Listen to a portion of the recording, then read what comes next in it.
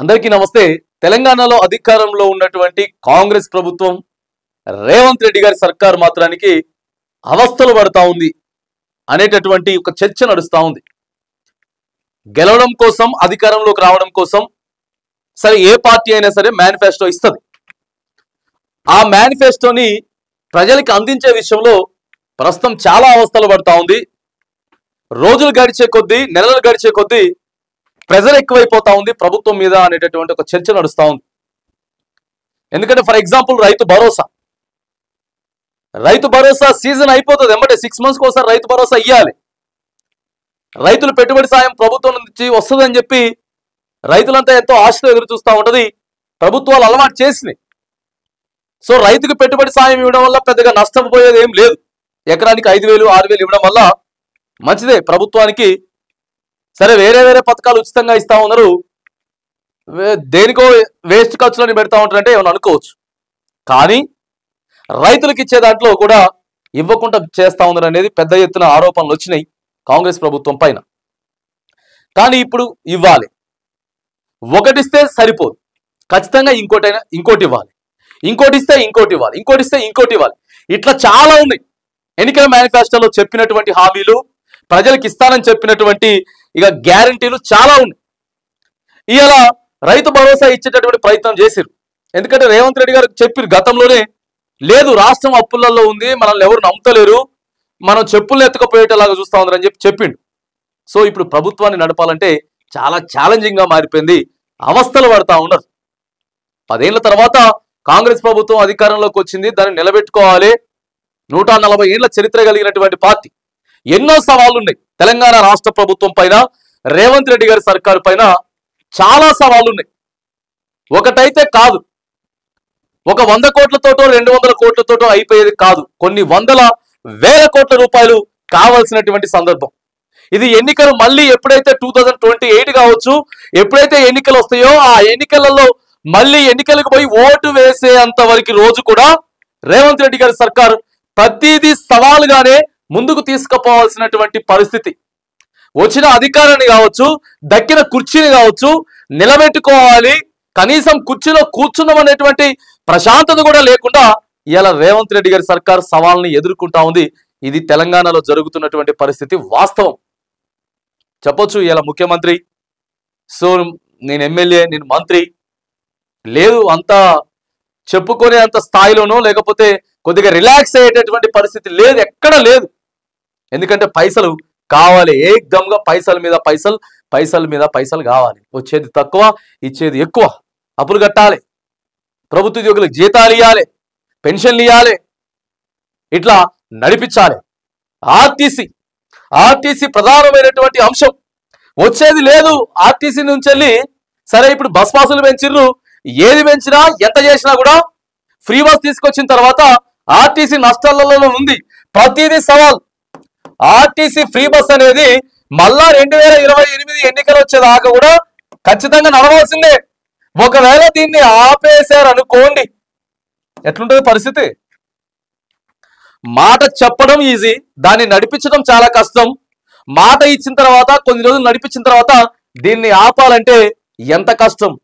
రేవంత్ రెడ్డి గారి సర్కార్ అవస్థలు పడతా ఉంది. ఇలా ఫ్రీ కరెంటు దాదాపుగా ఒక 100లో 200 యూనిట్ల లోపు ఎవరెవరైతే వాడుకుంటా ఉన్నారో 100% లో దాదాపుగా ఒక 70% ఫ్రీ కరెంట్ వస్తా ఉంది. 30% రావట్లేదు. ఆ 30% మంది కూడా ఇప్పటికి ఎన్నో విమర్శలు చేస్తా ఉన్నారు. ఈ సవాళ్ళన్నింటినీ కూడా అధిగమించుకుంటా ముందుకు రావాలి. ఇక్కడ 70% ఇస్తా ఉంటే కూడా 70% కన్నా వచ్చే వాళ్ళకన్నా రాని వాళ్ళే ఎక్కువగా ప్రభుత్వాన్ని క్వశ్చన్ చేసేటటువంటి ప్రయత్నం చేస్తారు. ఇక్కడ రేవంత్ రెడ్డి గారి ప్రభుత్వం అవస్థలు పడతా ఉంది, సవాళ్లు ఎదుర్కొంటా ఉన్నది. ఇచ్చేటటువంటి 2 పథకాలలో కూడా ఎన్నో అవస్థలు, ఎన్నో సవాళ్లు ఉన్నాయి. ఇక వీటికి కాకుండా చాలా ఉన్నాయి. 1,00,000 రూపాయలు ఆడపిల్లకి ఇయ్యాలే, తులం బంగారం ఇస్తామని చెప్పినాం. అక్కడ క్వశ్చన్ రేజ్ చేస్తా ఉన్నారు. ఎవరో ఒక ఆయన అక్కడ ప్రతిపక్షం ఆయన ఉంటాడు, చెక్కులు పంచే దగ్గర పెళ్ళైన కుటుంబంలోనో, ఆ గ్రామంలోనో, ఆ మండలంలోనో ఈ 1,00,000 రూపాయలు ఏందా కేసీఆర్ ఇచ్చింది కదా, 1,00,000 మేము ఇచ్చినాం కదా, తులం బంగారం ఏమైపోయింది అని చెప్పి అక్కడ ఖచ్చితంగా ఆ మాట వస్తుంది. సర్కార్ సవాళ్ళని ఇక్కడ ఎదుర్కొంటా ఉంది. రేవంత్ రెడ్డి గారి ప్రభుత్వం అవస్థలు పడతా ఉంది. పెన్షన్లు ఇవ్వాలి, వృద్ధాప్య పెన్షన్లు ఇవ్వాలి, మొత్తం ఆసరా పెన్షన్లన్నీ 2000 రూపాయలే ఇస్తానని చెప్పిర్రు. మరి ఎప్పుడు ఇస్తారు? ఇవాళ దాదాపుగా 9 రోజులలో 9,000 కోట్ల రూపాయలు మేము రైతులకి పంచుతా ఉన్నామని చెప్పేసి ప్రభుత్వం చెప్తా ఉంది. బాజాప్తా ఇయ్యాలి. ఎందుకు తెలుసా? గత ప్రభుత్వం అన్నిటికీ కూడా అందరి భూములకి దాదాపుగా 10 ఎకరాల లోపు 15 ఎకరాల లోపు ఇస్తే 7,500 కోట్ల రూపాయలు ప్రతి 6 నెలలకోసారి పైసలు కావాల్సి వచ్చేది. ఇప్పుడు దీంట్లో నుంచి వెళ్ళి చాలా తీసేసారు. వ్యవసాయానికి పనికిరాని భూములు, లంక భూములు, మెట్టలు, తర్వాత వెంచర్లు, పెట్రోల్ బంకులు, హైవేలు ఇవి చాలా ఉన్నాయని చెప్పి రిమూవ్ చేస్తేనే 15,000 రూపాయలు ఇస్తానని చెప్పిన మాట ప్రకారం ఇవ్వకుండా ఆర్థిక పరిస్థితి బాగలేదు అని చెప్పి ఇవాళ కేవలం మనం 6,000 రూపాయలే ఇస్తా ఉంటే రైతు భరోసాగా ఇవాళ 9,000 కోట్ల రూపాయలు కావాల్సి వచ్చింది. 9,000 కోట్ల రూపాయలు కావాల్సి వచ్చింది. అదే 7,500 కోట్ల రూపాయల్ని గత ప్రభుత్వం పంచినట్టు ఎకరానికి 5,000 రూపాయల చొప్పున, సరే 6,000 రూపాయల చొప్పున అయినా సరే 6,000 రూపాయల చొప్పున పంచాలన్నా కూడా ఇవాళ ఎన్ని పైసలు అవుతా ఉన్నాయి? గత ప్రభుత్వం పంచినట్లు మీరు కూడా 10 ఎకరాల లోపు లిమిట్ పెట్టి తర్వాత వ్యవసాయానికి పనికిరానట్టు భూములన్నింటినీ కూడా తీసేస్తే ఇవాళ మహా అయితే 5,000 కోట్ల రూపాయలు సరిపోయాయి అనుకుంటా. 5,000 కోట్ల రూపాయలు సరిపోయేటి. కానీ మేము ఎక్కువిస్తాం అని చెప్తేనే ఇవాళ 9,000 కోట్ల రూపాయలు కావాల్సి వస్తుంది. అదే 15,000 ఇస్తే 7,500 పంటకి ఇస్తే ఇంకెంత కావాలి? దాదాపుగా 11 నుంచి 12,000 కోట్ల రూపాయలు కావాలి. మ్యాక్సిమం 11,000 కోట్ల రూపాయలైనా కావాలి. ఇక్కడ ప్రభుత్వం సవాళ్ళను ఎదుర్కొంటా ఉంది. ప్రతిదీ సవాలుగా మారింది ప్రభుత్వానికి, అవస్థలు పడతా ఉంది. అందుకే ఎన్నికల కంటే ముందే మేనిఫెస్టోలో ఏం గ్యారంటీలు చెప్తా ఉన్నాం, ఏం హామీలు ఇస్తా ఉన్నాం అనేది ఆలోచన చేయకుండా, ఇక్కడ రాష్ట్ర ఆర్థిక పరిస్థితిని ఆలోచన చేయకుండా ఇస్తే మాత్రానికి చూడండి ఎన్ని అవస్థలు పడతా ఉంది. ప్రతిదీ కూడా ఇక్కడ ప్రభుత్వం చాలా సవాళ్ళను ఎదుర్కొంటా ఉంది. రేవంత్ రెడ్డి గారికి ప్రభుత్వానికి చాలా ఇబ్బందులు అయితే, ఎందుకంటే కావాలి విమర్శలు వస్తాయి. అటు ప్రతిపక్ష పార్టీలు 2 బీఆర్ఎస్ నుంచి బీజేపీ నుంచి గట్టి విమర్శలు వస్తాయి. రెచ్చగొట్టే వాళ్ళు ఉంటారు, ఖచ్చితంగా ఉంటారు కదా రెచ్చగొట్టే వాళ్ళు. మీ ఎమ్మెల్యేని అడుగుపో అంటారు, మీ మంత్రిని అడుక్కోపో అంటారు, మీ ముఖ్యమంత్రి గారిని అడుక్కోపో అంటారు.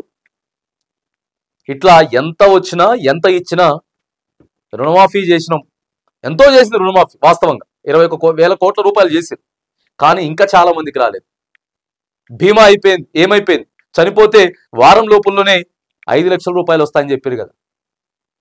ఇట్లా ఇక మస్తు చెప్పిర్రు. ఏమైపోయింది? కౌలు రైతులకి ఏమైపోయింది? ఇప్పుడు రైతు భరోసా వేస్తురు కదా. కౌలు రైతులకి మరి ఎప్పుడు ఇస్తారు? వ్యవసాయ కూలీలకు ఎప్పుడు ఇస్తారు? సన్నవడ్లకి బోనస్ ఎప్పుడు ఇస్తారు? ఇట్లా అనేకమైనటువంటి సవాళ్ళు ఈ రాబోయేటటువంటి 3.5 ఏళ్లలో కూడా కాంగ్రెస్ ప్రభుత్వం అవస్థలు పడబోతా ఉందనే మాట మాత్రం వాస్తవం. ఇక ఏ పథకానికైనా సరే పైసలు మస్తుగా కావాలి.